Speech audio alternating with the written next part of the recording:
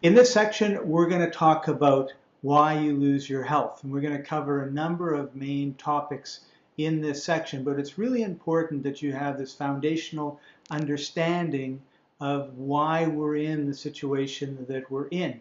And it's not accidental, it's been pretty deliberate, and there's something that you can do about it, but it requires thinking very differently from the way that our mass medical system, if I can put it that way, thinks. So in this section, what we're going to do is we're going to be looking at sterile environments and sterile bodies and how that's just not the way we're supposed to live. We're going to take a look at heavy metals, and these could be mercury, lead, some of the radioactive isotopes that come from atomic plants and that sort of thing.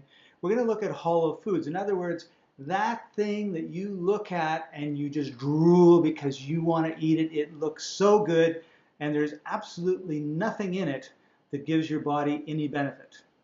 Then we're going to take a look at water, and the fact is that most of the water that we drink is dead, if not outright poisonous, and it's really important because 80 or 90% of your body is made up of H2O.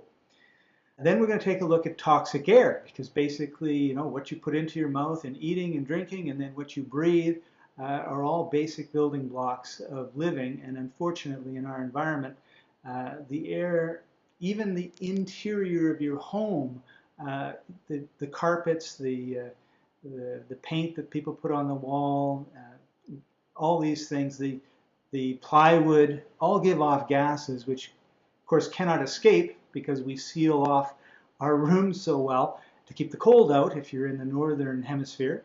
And of course, now you're breathing toxic air. Then we're going to look at the toxic environment that sits inside your head. In other words, the traumas that you've had growing up, whether they were real traumas like falling off a fourth floor building and surviving, or some of the terrible things that can happen to people as they're young, or whether they're just things that happened in your mind and you've hung on to them.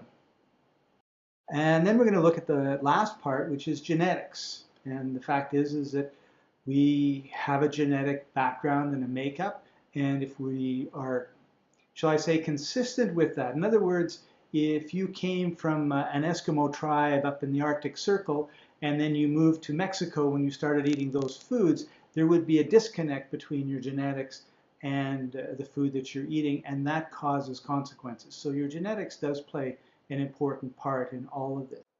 As I know these causes, they are mostly the issue of the industrialized society. We're currently living through an experiment that is quite young. It started somewhere around the 1700s when the engineering evolution caused us to be able to burn large amounts of coal and create so much power. We started switching from horsepower to steam power, from steam to petroleum and other power sources. And we have switched or started switching from a rural lifestyle where 90% of people were employed in farming and were subsistent farmers. We're now moving into cities, and we are living an industrial urban life.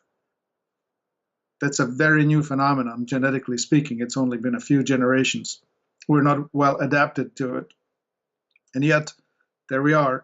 We have strong influences of the industry, creating things, creating foods that are cheaper than they've ever been, and yet they're probably worth as much as what we're paying for it.